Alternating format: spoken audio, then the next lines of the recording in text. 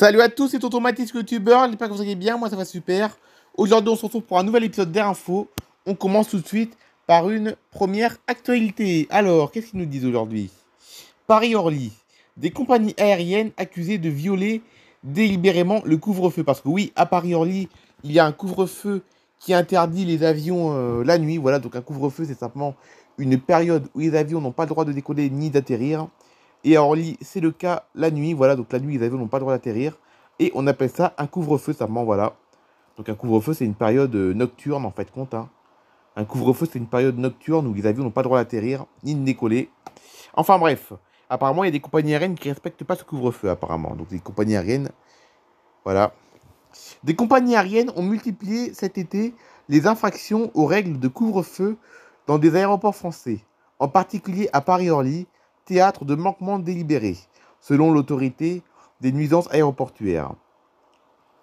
On a constaté une augmentation très forte de vols en débordant au-delà du début du couvre-feu en vigueur sur plusieurs plateformes aéroportuaires, dont les franciliennes, en violation des engagements des compagnies, a déclaré l'AFP, donc l'AFP c'est un journal, le président de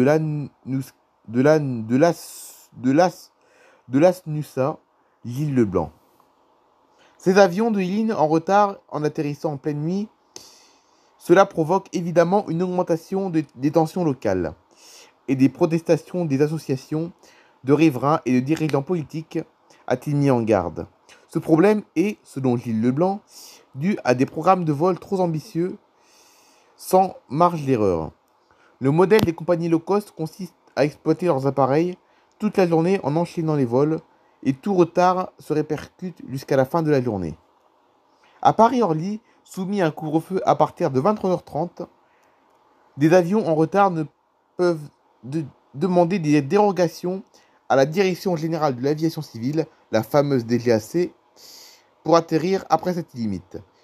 S'ils ne l'obtiennent pas, ils se déroutent vers Paris-Charles de Gaulle, où le couvre-feu est lui à minuit 30. Mais il arrive aussi qu'ils atterrissent après l'heure fatidique. Et le lendemain, ils quittent à la première heure Roissy pour un vol de 10 minutes afin de se repositionner à Orly, s'est indigné Gilles Leblanc, dénonçant un bilan sanitaire, environnemental, climatique calamiteux. Rien qu'en juillet, Paris-Charles de Gaulle a vu 113 arrivées en présomption de manquement, dont 50 étaient déroutées de Paris-Orly. Certaines compagnies ont même forcé le couvre-feu à Paris-Orly, une infraction qui peut leur coûter jusqu'à 40 000 € d'amende, mais ce n'est pas forcément dissuasif, d'après la SNUSA. Eh bah dis donc, ça commence fort cette actualité aujourd'hui, vous avez vu. Des avions qui atterrissent après le couvre-feu à Orly. Voilà, ils atterrissent alors qu'ils n'ont pas le droit d'atterrir en fait. Quittons Paris pour aller à Nice maintenant. L'aéroport de Nice-Côte d'Azur, le trafic estival égal à celui de 2019, mais avec moins de mouvements. Oula, qu'est-ce que c'est que cette actualité encore? En juillet et août 2023, 3,3 millions de passagers ont transité par les terminaux 1 et 2 de l'aéroport Nice-Côte d'Azur. Ce trafic équivaut à 99,9% du trafic des mêmes mois de 2019. Donc 2019, c'est la dernière année avant le Covid en fait. 2019, c'est la dernière année avant le Covid.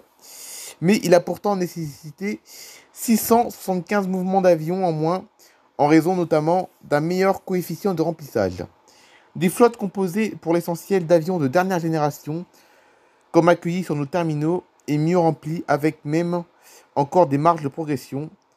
Ce sont des leviers importants pour réduire l'impact environnemental d'un mode de transport indispensable au désenclavement de notre territoire, indique Franck Goldnadel, président du directoire des aéroports de la Côte d'Azur. 2023 retrouve et continue donc dans la dynamique d'avant crise Covid qui nous avait permis d'accueillir 30% de passagers en plus entre 2012 et 2019, sans mouvement d'avion supplémentaire. Cette trajectoire vertueuse est amplifiée par le fait que les avions d'aujourd'hui sont déjà moins émissifs que ceux d'il y a 10 ans, rappelle-t-il. Le trafic de et vers les États-Unis est d'ailleurs celui qui a marqué la plus forte progression par rapport à 2019. Le Royaume-Uni conserve sa place de premier marché international, 15% du trafic estival, et dépasse légèrement son niveau de 2019. Sur ces 2 mois d'été, les autres marchés étrangers les plus dynamiques sont l'Italie, la Grèce et la Tunisie. Le marché domestique demeure soutenu et représente 26% de l'activité de l'aéroport Nice-Côte d'Azur. Il marque cependant une légère baisse par rapport à 2019 en raison d'une moindre offre sur l'axe Nice-Orly. Toutefois, les lignes transversales portées par une offre plus étoffée continuent de progresser, respectivement désormais 40% des liaisons domestiques grâce en particulier à la vigueur des lignes de et vers Bordeaux, Nantes, Caen ou Biarritz. Air France, la suspension des dessertes au Sahel, donc le Sahel, c'est notamment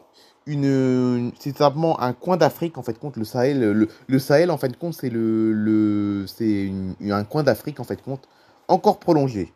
La suspension des vols de Paris et vers la capitale malienne Bamako et la capitale burkinabé Ouagadougou est prolongée d'une semaine supplémentaire, tandis que la desserte de la capitale Niamey demeure toujours suspendue jusqu'à nouvel ordre.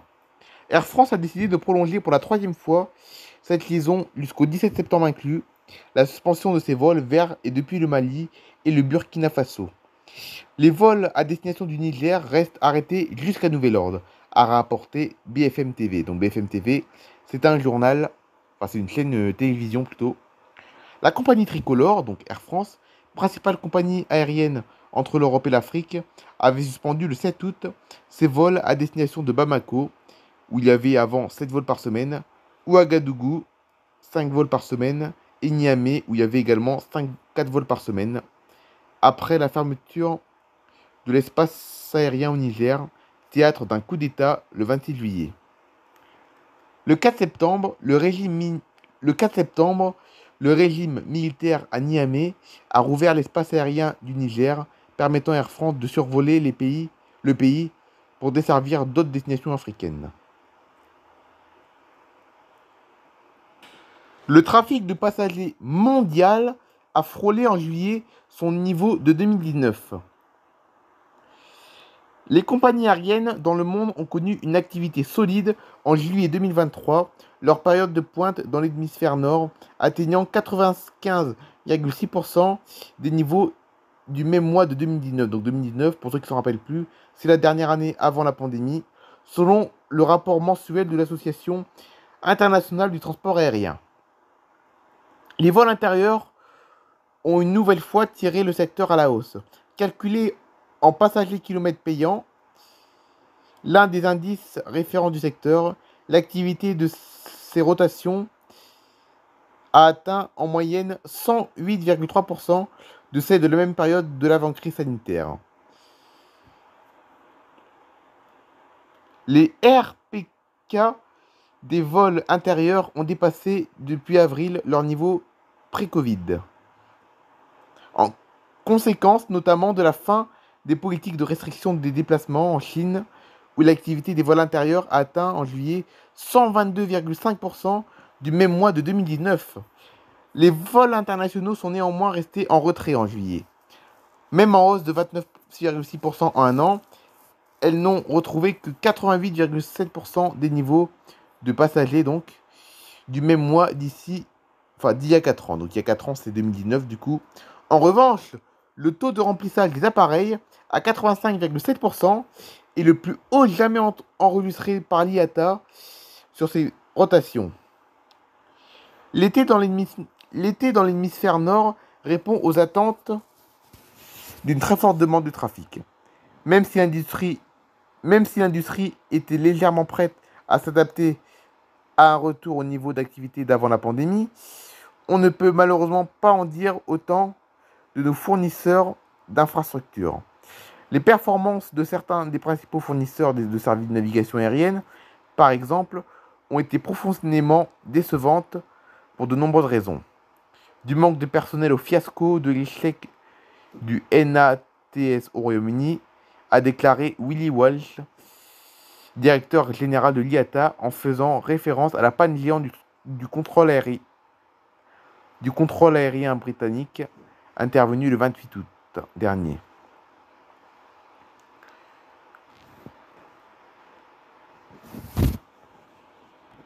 Voilà, c'est la fin de ce petit épisode d'Air Info. Les actualités étaient quand même beaucoup plus positives que mardi dernier, car mardi dernier, vous vous en souvenez, les actualités étaient assez chaotiques quand même. Hein. Je ne sais pas si vous vous en souvenez, la semaine dernière, les actualités étaient chaotiques. Entre une fête pour annoncer le sexe d'un bébé qui a tourné au drame à cause d'un crash d'avion, plus une fumée en cabine au Brésil, une fumée en cabine d'un avion au Brésil. C'était quand même assez chaud les actualités la semaine dernière. Mais aujourd'hui, les actualités étaient beaucoup plus positives. Et il y en avait surtout plus d'actualités. Il y avait quand même beaucoup plus d'actualités aujourd'hui. Il y avait quand même beaucoup plus d'actualités que la semaine dernière. La semaine dernière, donc mardi dernier, il n'y avait que 3 actualités. Mais aujourd'hui, il y en a eu beaucoup plus. Voilà. Donc du coup, on se retrouve demain sur ma chaîne Nathalie Favry pour un épisode de La Vie de Matisse. Allez, bye bye tout le monde.